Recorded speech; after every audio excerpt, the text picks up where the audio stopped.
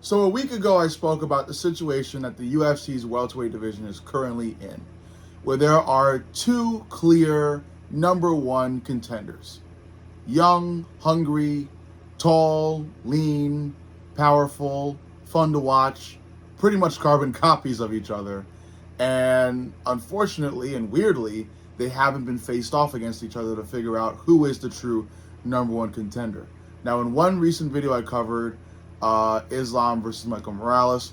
In the other, I covered Carlos Prates versus Islam, because we're going to get either one of the two for Islam's next fight sometime before Ramadan, because Islam recently stated after his fight that he definitely has plans of fighting one more time before Ramadan. So it's going to be either one of the two, Carlos Prates or Michael Morales. Recently, as you probably know, Michael Morales served as the backup fighter for the fight between Islam and Ian Gary that Islam won a couple nights ago during UFC 330.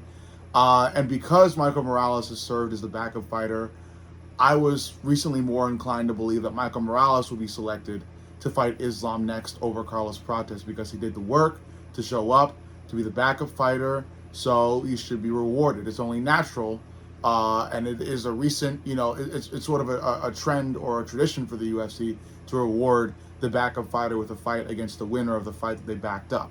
So, it would be logical for Michael Morales to be rewarded with the next title shot against Islam Makhachev. However, this is the fight game, and anything can happen. And Carlos Prates is a fan favorite. He's fun to watch. He's got a bit more, for lack of a better term, moxie than Michael Morales, because with Michael Morales, there's more of a language barrier. With Carlos Prates, you could just plain and simple speak English better, which gives him a better opportunity of building a stronger bond with American fans, which is very important to do, because the UFC, caters to American fans with the time of their cards, certain promotional things like that. So it's better to speak English. Khabib knew that when he paid for classes for Islam and Umar and Usman to speak English, and for himself to speak English. And I'm sure Khabib's father also knew that. Team Khabib is very smart, obviously. But this video is not about Team Khabib. Technically, it kind of is. It's about Carlos Prates versus Islam, because now I truly believe Carlos is going to be next. And this has more to do with what happened immediately after UFC 330, where Carlos actually went up to Michael Morales to discuss the situation, where either one of them could be selected to fight Islam next. And Carlos has seemingly persuaded Michael Morales to take a back seat and accept a second place, or the place for second in line to fight Islam Makhachev, rather than first in line, which is weird. It's weird because Michael Morales didn't seem to push back, especially given the fact that he has done so much to make weight to serve as the backup fighter for this fight between Islam and Ian. If you would ask me what I think is the right choice, I think the right choice is Michael Morales. I think he's the right choice because of what he sacrificed to be the backup fighter. If Michael Morales did not serve as the backup fighter, I would choose Carlos Prates, because again, he just meshes well with the fans better. He speaks more English, which unfortunately is a big attribute when becoming a UFC superstar. And that's pretty much it. I think both Carlos Prates and Michael Morales are fun to watch. I do think Carlos Prates has a little more power than Michael Morales does, which kind of gives him a little bit more of an edge in a fight with Islam Makhachev.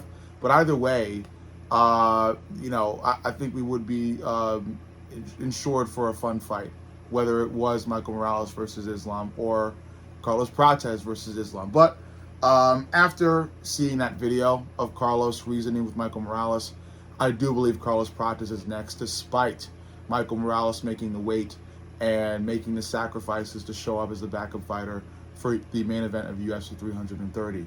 So it'll be weird seeing the UFC kind of step over Michael Morales and select Carlos Prates, even though Michael Morales has done all that.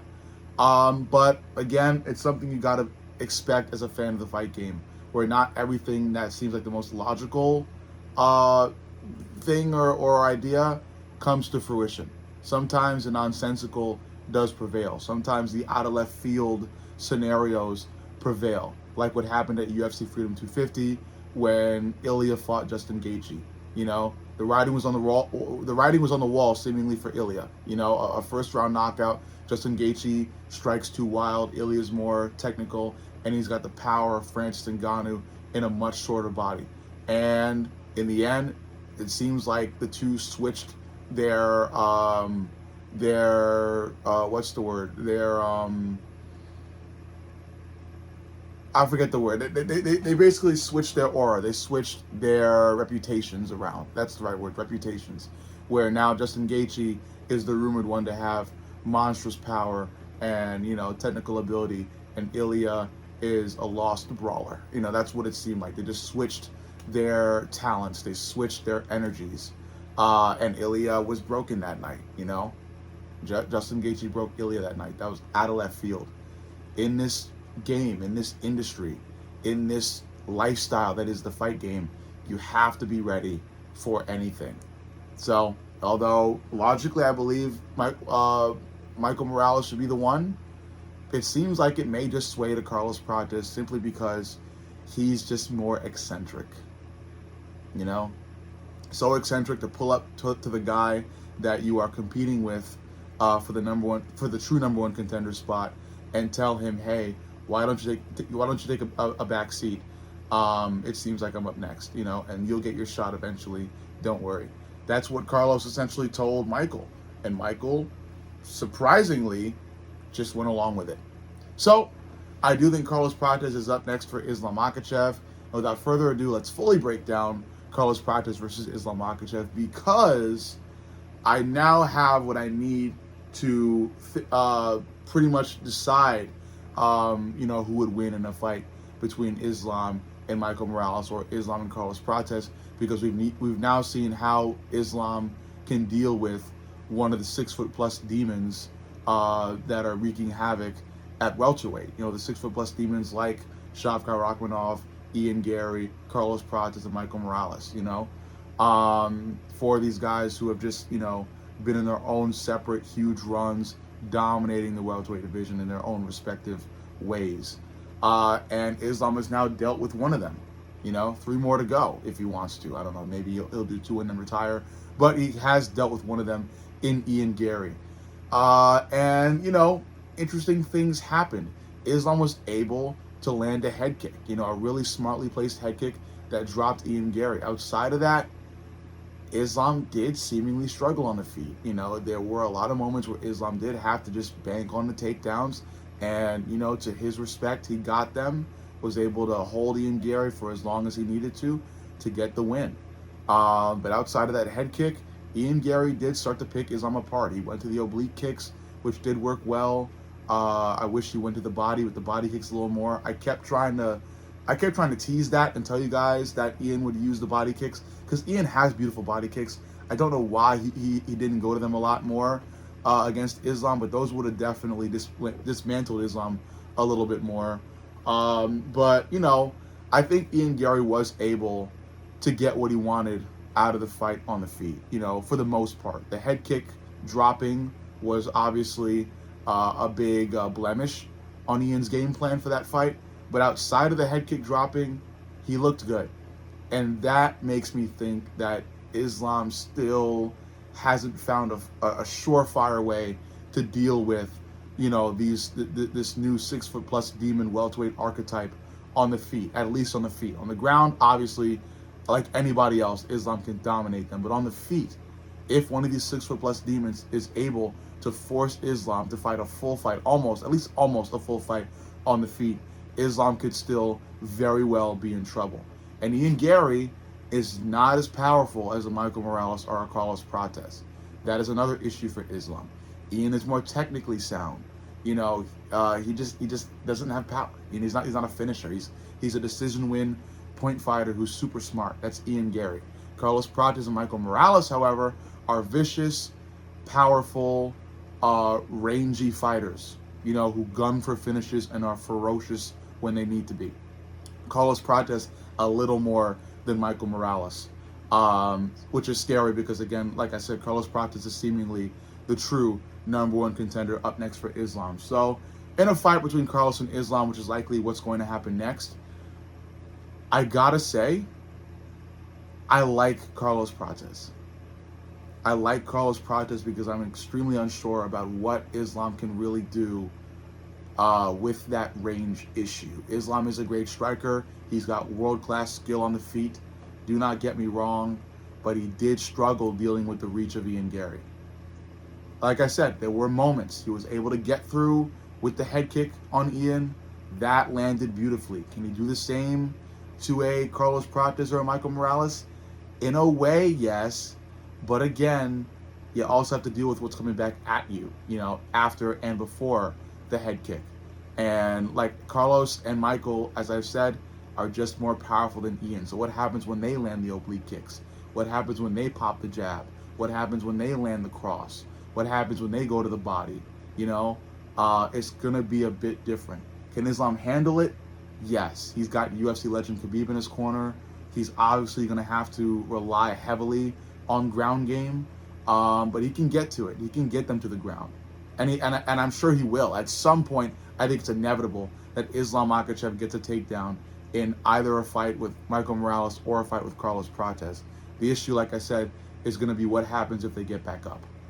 And what happens when they start rounds 2, 3, 4, and 5 on the feet, like custom, like is expected in a UFC fight.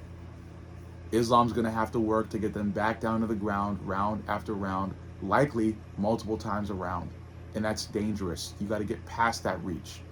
I'm going to try and talk more specifically about Carlos Prates. You got to get past that reach of Carlos Prates, who's incredibly lanky and has a lot of power to back up his incredible reach and how he utilizes it. And this is a different shade of Carlos Prates we're seeing as well. After his fight with Ian Gary that he lost, he seems to be even more driven, even more powerful. He just got rid of Leon Edwards and JDM in emphatic fashion. Two fighters who are known for their technical striking skill. Two former welterweight champions who got there because of their technical striking skill. And Carlos did away with them like that. Leon Edwards more so than JDM, but still, he got rid of both of them with that incredible reach and power combination. I think he definitely can do the same. Islam is, like I said, going to have to rely on the ground game. He's going to have to drag Carlos down and, probably gun for a submission. Try and get him out of there early. Because as the fight goes on, as Islam gets more tired, there's only more and more of an opening for a big shot from Carlos. Because Carlos will get tired too, but the power doesn't really fade with the tiredness. The activity does. The output does. But I'm sure a tired Carlos can still put together a powerful combination that truly tests Islam and maybe even breaks Islam. So, in a fight between Carlos and Islam, like I said, which will likely be the next fight, right now, I'm going to go with Carlos Prates. And that's a big, big thing for me, at least, because I don't think I've ever chosen in any Islam fight the opponent opposite to Islam, ever. I think in every Islam fight, I've selected Islam to be the victor, at least in every Islam title fight. This is like the first time I'm not choosing Islam. And I'm not because I didn't see enough from Islam in terms of dealing with the taller, rangier fighter on the feet. And that's saying a lot because Islam did find success. He dropped Ian Gary with a head kick. But the issue is being able to do that multiple times if the fighter you dropped with a head kick is able to recover, or being able to set up the head kick, after what comes before, where, you have punches coming back at you and you have to discern when that head kick is appropriate to throw, to utilize, So there's a lot of variables. And there's obviously going to be a lot of time before we see that fight. Carlos wants it in December. He may get it in December. We may be seeing Islam Makhachev versus Carlos Prates a couple days before Christmas, a week before Christmas, which would be fun because there's also some movies coming out then too. Overall, it's crazy to me that I'm going with Carlos, but it's a fight game and anything can happen. And me choosing the fighter opposite to Islam is one of those possible scenarios, and it just so happens to be reality for today. Give me Carlos Prates via KO. I think Carlos Prates will knock Islam out. It's a matter of whether it will happen early or late. I'm going to say late. I'm going to say late. I think both fighters, get a bit tired. I think it does become a little bit of a neck and neck dog match where Islam does get his takedowns. Carlos does get some nasty shots that seem to hurt Islam. And in round 4 or 5, I'm going to say round 4, both fighters are tired, but Carlos's power never really fades. Islam goes in to probably land some sort of hook or jab, or maybe even the famed head kick he landed against Ian Gary. But Carlos is aware and steps in for a huge cross that takes Islam's lights out. Overall, let me know what you think.